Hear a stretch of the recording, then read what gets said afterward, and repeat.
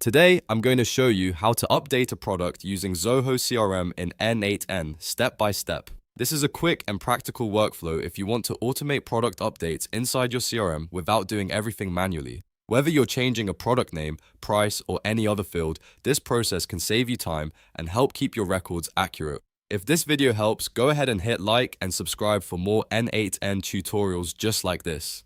Alright, let's jump in. First, open the workflow you want inside N8N. Make sure you're in the correct automation where you want to update the product because everything you configure next will apply to this workflow. Once the workflow is open, look over to the Nodes panel. This is where you'll add a new action to your automation. From the Nodes panel, search for Zoho CRM and select it. Zoho CRM is the app you'll use for this step, and it connects your workflow to your CRM records. After selecting Zoho CRM, choose the Update a Product action.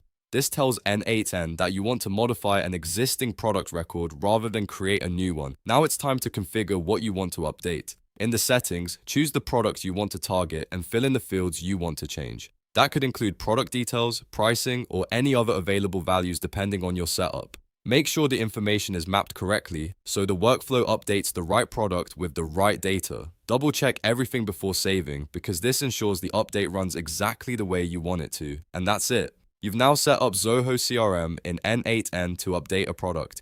If this video helped, don't forget to like, subscribe, and turn on notifications for more simple automation tutorials.